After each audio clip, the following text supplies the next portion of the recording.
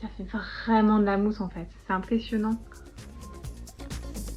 C'est bon.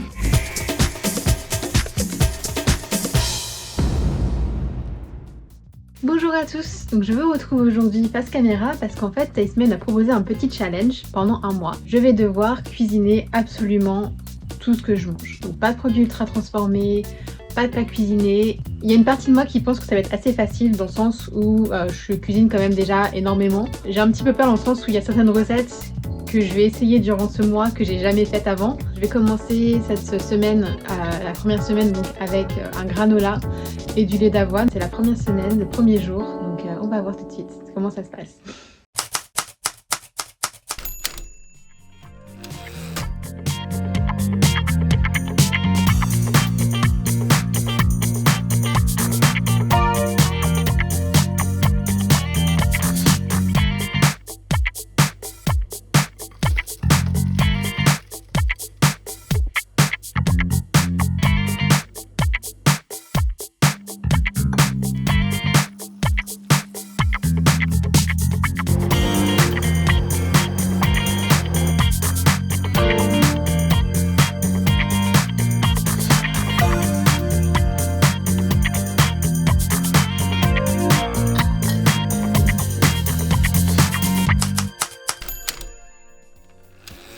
Donc on est le lendemain et je vous retrouve avec mon bol de granola et mon lait d'avoine qui donc est resté dans le frigo en fait toute la nuit. Alors le petit truc avec ce lait d'avoine c'est qu'en fait j'ai remarqué qu'il était décanté. Mais apparemment c'est tout à fait normal donc voilà, j'ai juste eu à le secouer un petit peu et il est devenu normal. J'ai goûté le granola en fait quand il était en train de refroidir et il est super bon. Maintenant on va voir s'il est bon avec du lait. Attention.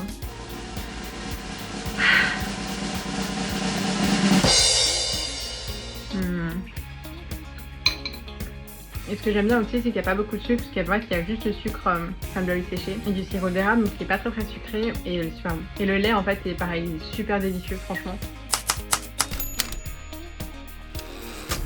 J'avais aussi envie de faire un petit test avec le lait d'avoine en le rajoutant dans mon café. Donc c'est vrai que généralement, je suis pas quelqu'un qui va boire beaucoup de café au lait, mais quand j'en bois, je préfère prendre un lait végétal. Donc on va voir tout de suite si le lait d'avoine fonctionne très bien avec mon café. Donc on va voir avec ma petite tasse flamant rose et c'est parti. C'est très bon aussi, j'approuve. Ouais, franchement ce lait d'avoine, il est génial. Donc si vous voulez refaire la recette, n'hésitez pas parce que franchement, il est chouette.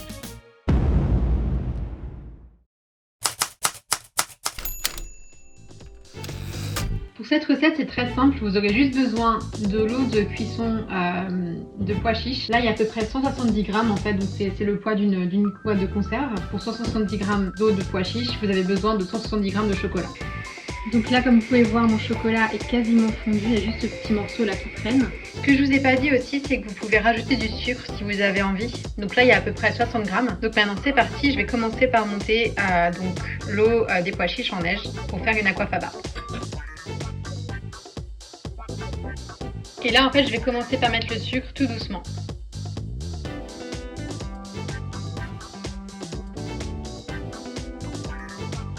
Alors c'est vrai que généralement les pois chiches ont tendance à faire des pics beaucoup moins fermes que les blancs en neige, mais c'est pas grave en fait parce que le résultat sera toujours le même. Voilà. Ça c'est pareil, c'est tellement satisfaisant. Je pense qu'on peut commencer déjà à voir que ça a une texture très mousseuse en fait. Et voilà. Bien sûr, le reste, ça va être pour moi. Mes petits pots sont prêts, comme vous pouvez voir. Je les ai laissés au moins 4 heures, je pense, au frigo. Donc je suis assez impressionnée en fait. Et j'ai hâte de la goûter.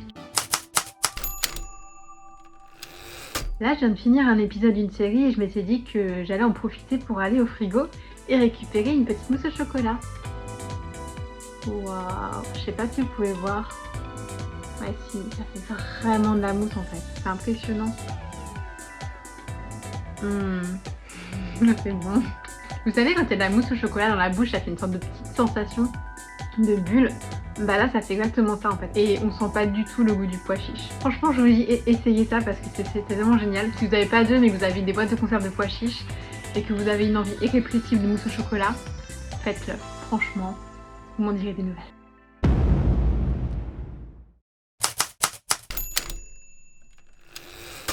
Aujourd'hui, je tente de reproduire les fusillis au pesto de Tastemade et je te montre comment faire un pesto maison.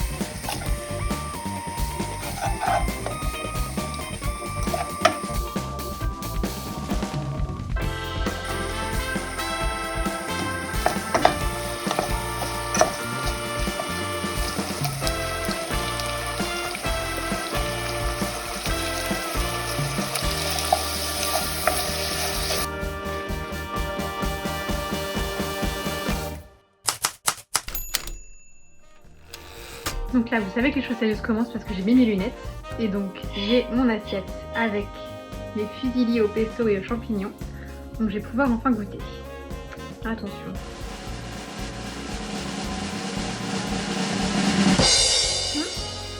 C'est pas mal du tout. Je sais pas du tout pourquoi, mais j'étais un peu sceptique concernant le mélange pesto-champignon.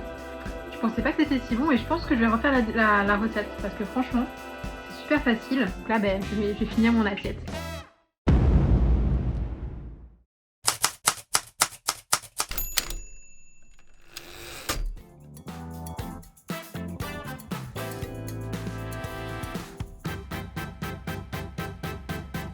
Est-ce qu'on peut vraiment faire des brownies en 5 minutes au micro-ondes?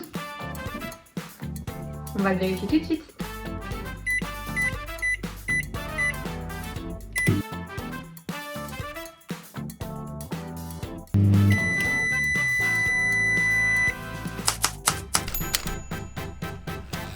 Alors comme vous avez pu le voir, le brownie a passé 5 minutes au micro-ondes.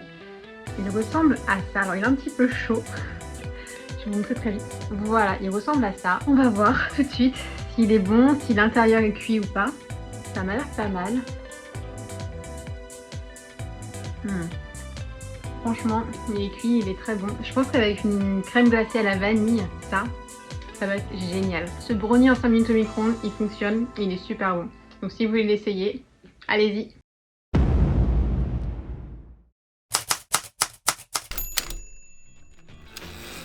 La tortilla de patatas, tu connais. Mais est-ce que tu savais que vous pouvez en faire une pizza? Je te montre comment faire. Pour cette recette, vous aurez besoin d'un peu d'oignon, de 800 g de pommes de terre, de 6 œufs, une boule de mozzarella, un petit peu de sauce tomate. Donc là, je vais couper mes pommes de terre en toutes petites tranches pour pouvoir ensuite les cuire.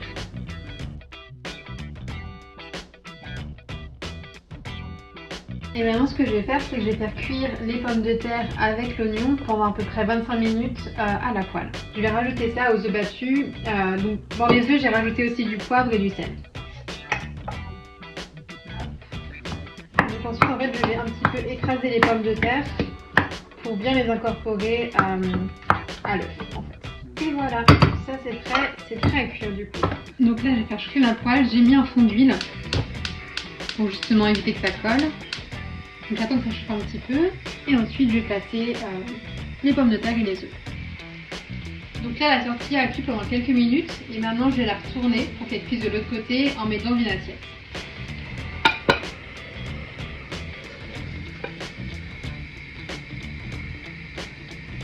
Elle est toute descendue, ça a marché, maintenant je vais essayer de la remettre.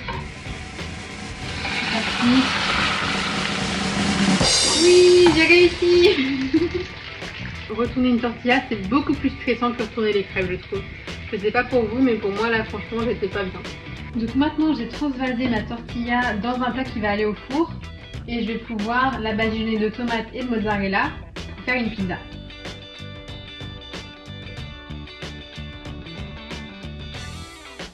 Et là, je vais l'enfourner pendant, je sais pas, 10 minutes à peu près, je pense. Et ensuite, je vais mettre en position de grill pour la fin, juste pour pouvoir griller un petit peu la mozzarella sur le dessus. Ça a l'air super appétissant, donc j'ai vraiment hâte d'essayer. J'ai ma tortilla avec moi, elle a l'air super appétissante, j'ai vraiment hâte de la goûter. Et elle a failli tomber de son assiette, c'était génial. C'est définitivement la première fois que j'essaye de faire une tortilla à la maison. Bon allez, goûtons maintenant. J'aime bien. Elle n'est pas trop sèche.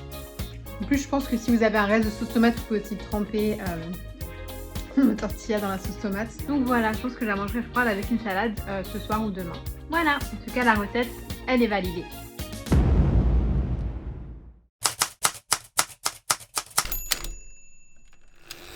Tu as déjà essayé de mettre des kiwis dans des muffins?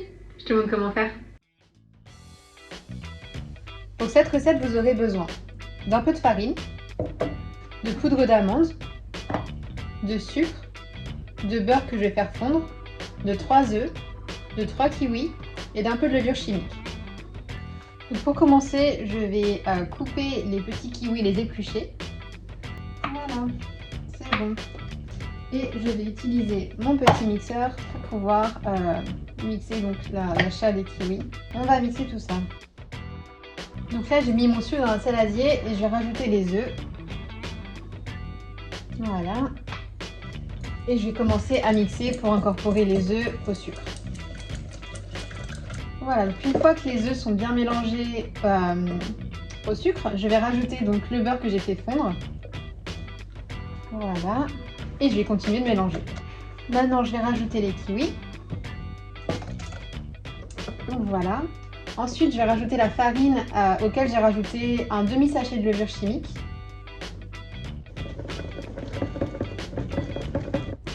Pour finir, je vais rajouter la poudre d'amande.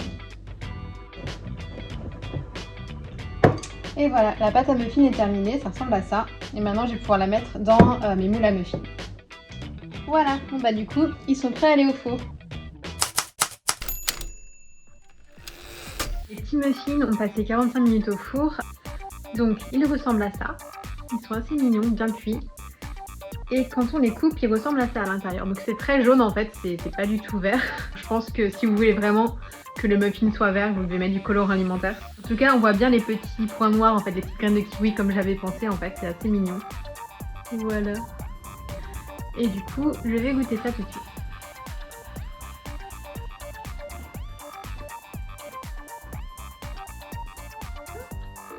L'extérieur est assez croustillant et l'intérieur est très fondant en fait, donc c'est une super texture, j'aime beaucoup.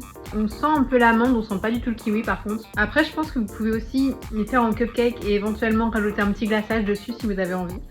Donc voilà, donc si vous voulez faire le plein de vitamine K, bah mangez des muffins. Voilà.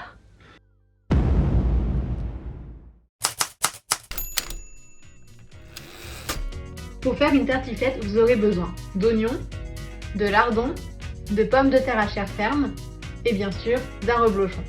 Alors hors caméra, j'ai épluché mon oignon et mes pommes de terre et là je vais procéder à la découpe. C'est parti. Donc, je vais essayer de faire des gros dés en fait de pommes de terre.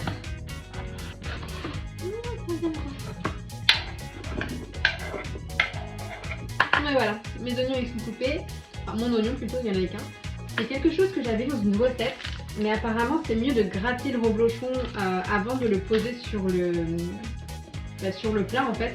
Alors je sais pas si c'est vraiment quelque chose dans la recette traditionnelle, mais j'avais lu que c'était mieux de le faire, donc dites-moi dans les commentaires si vous le faites aussi quand vous faites une tartiflette ou pas du tout. Il ne faut pas gratter le reblochon, je vous prie de m'excuser pour tous les savoyards que je suis en train d'insulter actuellement. Donc maintenant que mon reblochon est gratté, je vais pouvoir procéder à la cuisson des légumes et ensuite on pourra mettre le reblochon sur le plat et mettre tout ça au four. J'ai mis 2 cuillères à soupe d'huile d'olive dans la casserole. Donc là les oignons ont cuit pendant à peu près 2-3 minutes et je vais pouvoir ajouter les pommes de terre. Donc ensuite je mélange bien pour que les pommes de terre soient bien imbibées d'huile. Maintenant j'ai fait cuire mes patates, mes lardons et mes oignons, donc je vais pouvoir couper le reblochon et mettre tout ça dans le plat qui va aller au four. Donc je coupe à peu près au milieu en fait. Oui, j'ai réussi à faire un raccord magnifique. C'est beau, c'est beau. Alors malheureusement, j'ai pas de bain de Savoie, donc j'ai pas pu en mettre dans la recette. J'espère que les puristes me pardonneront. Et là, je vais pouvoir poser les 2 reblochons comme ça. Et voilà le résultat, prêt à aller au four. Donc là, je vais récupérer la tartiflette qui a passé à peu près 15-20 minutes au four. Et voilà le résultat. Elle est super belle. Je vais essayer de casser la croûte là, voilà, du reblochon. Et voilà, on va pouvoir passer à la dégustation. Donc maintenant on va passer à mon étape préférée qui est donc la dégustation de la tartiflette. Elle sent super bon, c'est dommage que vous ne pouvez pas sentir l'odeur mais vraiment. Tout est bien cuit, tout est bien mélangé ensemble, c'est super bon. Cette recette est très réussie et j'ai hâte de pouvoir la finir.